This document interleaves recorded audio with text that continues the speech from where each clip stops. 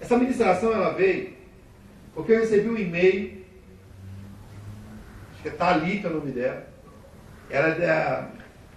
Deixa eu lembrar o nome, esqueci o nome dela. Paróquia Missionária, não sei o quê, do Lago alguma coisa.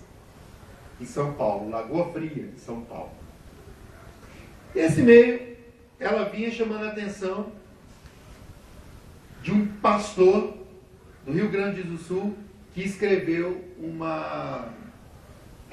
um texto, um livro, e esse livro ele foi escrito sobre uma situação que aconteceu com os jogadores do Santos Futebol Clube, Baixada Santista de São Paulo.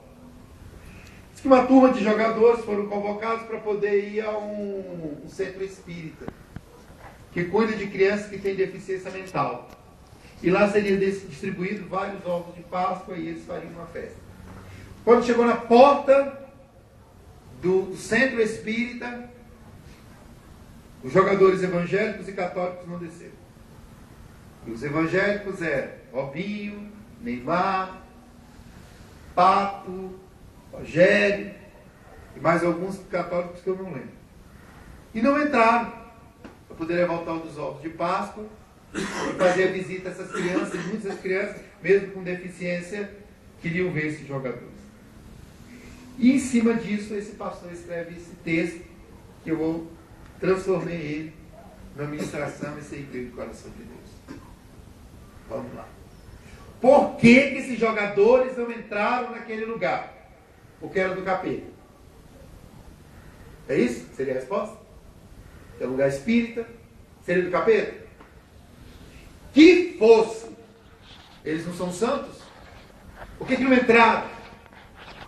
E o livro desse homem chama-se Ficar no ônibus ou Descer do ônibus.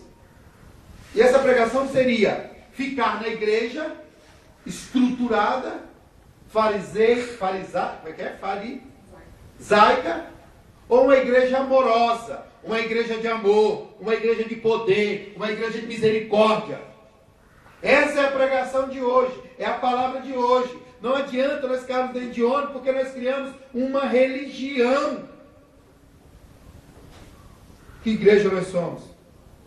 Será que nós somos uma igreja que vamos ser separados por causa da religião? Eu não vou em tal lugar porque lá é lá.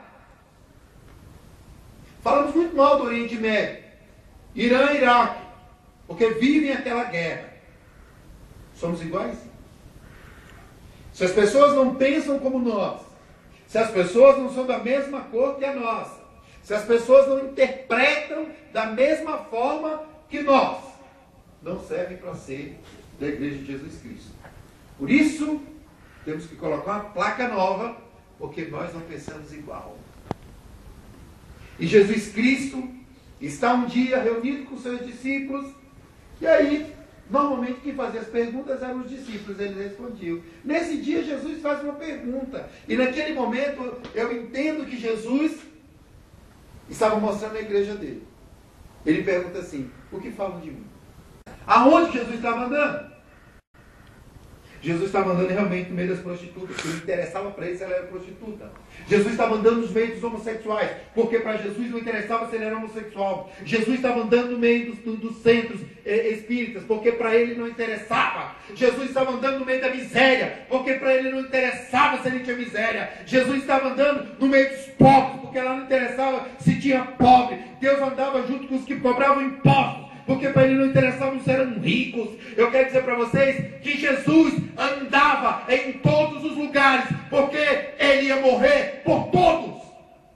Por mim, pecador, por você, policial, morrendo por você que é pobre, por você que é miserável, por você que é homossexual, prostituto, não interessa, ele morreu por mim e por todos. Por isso ele andava, porque ele sabia que precisava amar. Agora, quando nós descemos do ônibus e andamos por esses lugares, não é para aquele lugar ficar da mesma forma. Nós descemos do ônibus porque a Bíblia diz que eu sou sal da terra, eu sou luz da terra. Se eu sou sal, eu dou gosto, eu salgo, eu tempero. Então quando eu entro naquele lugar, quando eu entro dentro da UNB, a UNB não pode ser mais a mesma. Mas nem por isso eu vou deixar de ir na faculdade. Nem por isso eu vou deixar de ir nos locais para eu poder falar de Jesus. Que oportunidade aqueles jogadores tiveram de abraçar uma criança. E se ele é cheio do Espírito Santo e cheio da unção, se ele abraça aquela criança naquele lugar, o que ia acontecer com aquela criança? Seria curada. Mas ele criou uma religião. E a religião não permite nem aquele dom que Deus deu para ele que exerça. Outra coisa que Jesus fala na palavra de Deus, ele não veio por causa de sãos, de perfeitos, de pessoas que não precisam dele. Ele diz, eu vim pelos... Eu quero dizer para vocês que eu sou doente. Eu preciso de Jesus.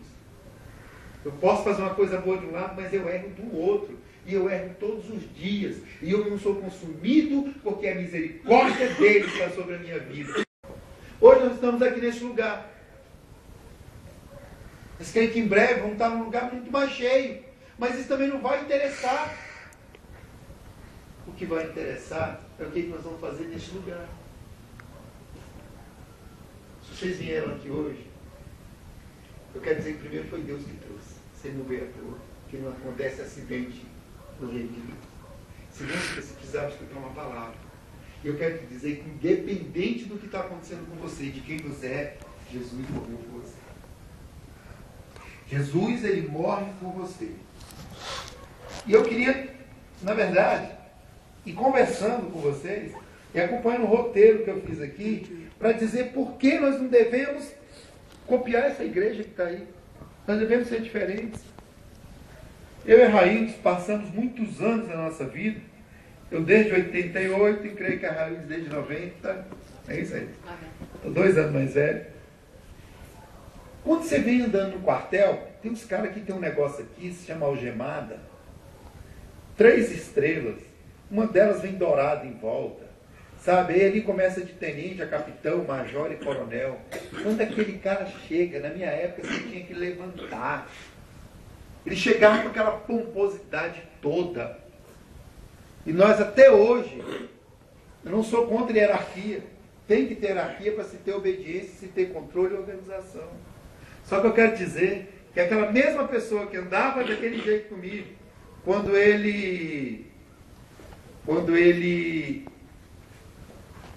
ia para a rua, que nós encontrávamos bandidos, e a gente ia trocar tiro, todos tinham que ficar atrás da viatura, sabe por quê? Porque na hora que aquela bala entrasse, ia pegar no que tinha aqueles negócios todos aqui em cima, como ia pegar naquele que não tinha. E se acertasse, ia morrer, porque aquilo não passava de uma fantasia, de uma roupagem, de uma estrutura. Isso dentro de um quartel eu entendo, porque nós precisamos nos dividir. Agora, na igreja, esse lugar aqui todo azul, com dourado em volta, parecendo um trono, é meu para eu sentar. Aí, a passagem que eu acabei de ler diz no versículo 6 ou 8, que para ser o maior tem que ser o... Mas nós trocamos. Essa mesma passagem, o próximo versículo diz que nós escolhemos os melhores lugares nas sinagogas. Deixa eu te fazer uma pergunta. O que você está fazendo aqui debaixo dessa garagem? Você está querendo quebrar a estrutura da igreja convencional? Que sinagoga estranha. Que sinagoga é essa que você está? Que sinagoga é essa? Se a igreja era pior, seria visivelmente filho inferior, milhões de igrejas que tem ali. Que sinagoga é essa que você está aqui agora? Te deixou melhor ou pior? A Bíblia diz que nas sinagogas a gente ia lá para ouvir a palavra de Deus.